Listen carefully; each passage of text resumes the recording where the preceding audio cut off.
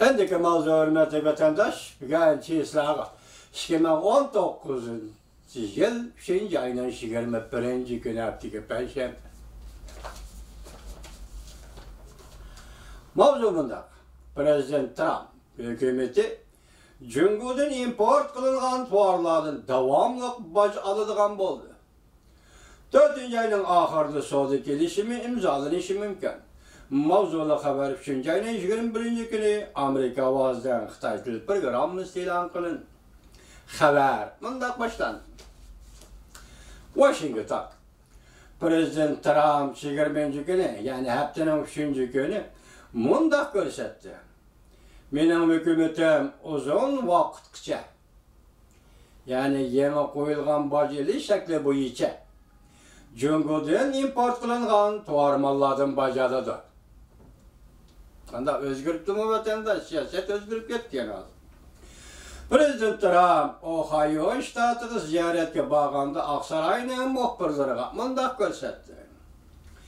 Men Cumhur'a koygan baj miktarını bekar kılışını oylayıp baktım. Vay geçirimler. Men Cumhur'a koygan baj miktarını bekar kılışını oylayıp bakmadım.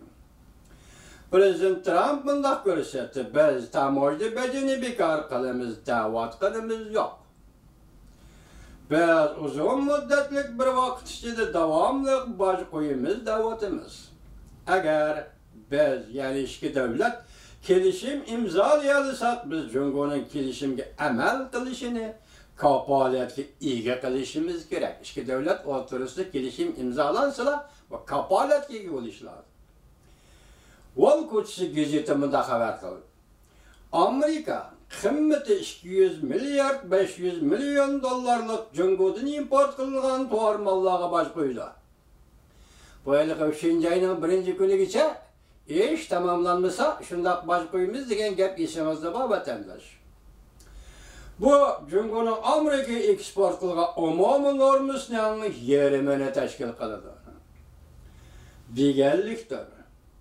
Beijing taraf bolsa 100 milyon dolarla Amerika'dan import kılıngan tuar mallarga baş koydu.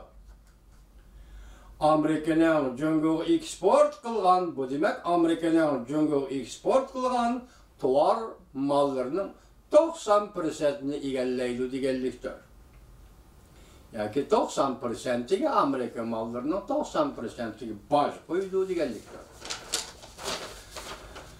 Wall Street gazeti ismini aşkarlaşına halımıgan bir nefer Amerika emeldarlarının sözlerden nakıl keltirip mındak dedi.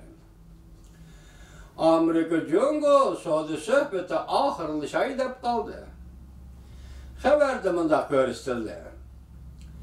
İki taraf söhbeti yakından beri tazı oңuşluk bolmadı.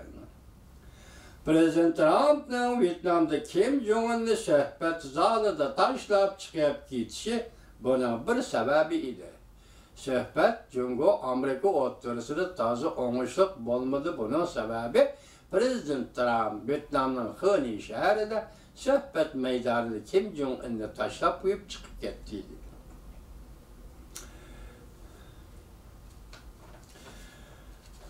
Bundan buran iki devlet rehberleri 3. ayının ahırda kelişim imza koymakçı buluşkan idi. Prezident Trump yakında bir izcil aldı söhbetinin cereyanıga ümit var bulup gelgen. Eğer kelişim imzalanmasa men ketip kalımen dep mi görsetken, şundak bildirgen idi aşkare.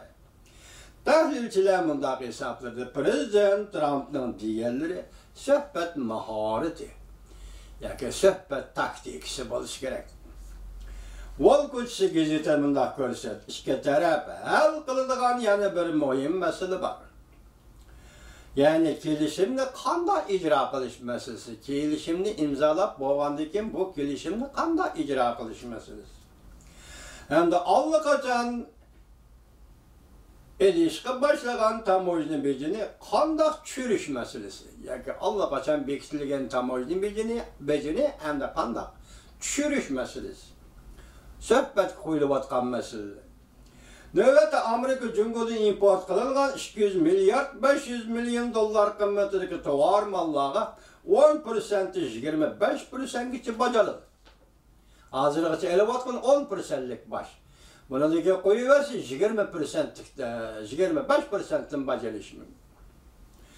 Prezident Trump bac elişinin müddetini 2 ketim keçiktirdi. Çünkü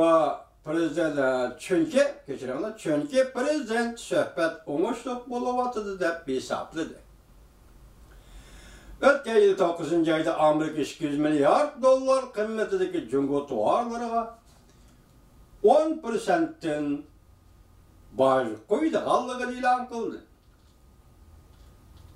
Yıl ahırda eğer bu mesele hal olmaydıgan bolsa 2019 yıl 1. ayının 1. günden başlap Cumhur'un tovar mallarından elenilgan bayını 25%'e kötürmekçi bolgan edi.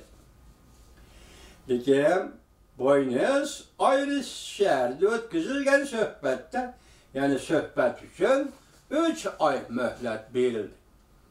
Yani Buenos Aires şehirde ötküzülgen, Argentina'nın ötküzülgen söhbette, yani söhbetini davamlaştırır ki 3 ay vakt verilgeninden aralıkta liksiyelerde söz vurduk.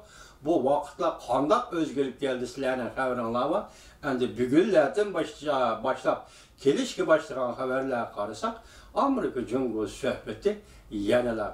Hele uğraş, Saudi uğraşı qayadan başlangan bolsa, söhbet qayadan başlangan bolsa, dastlabki holatga qaytdi degan haberlar kelib var.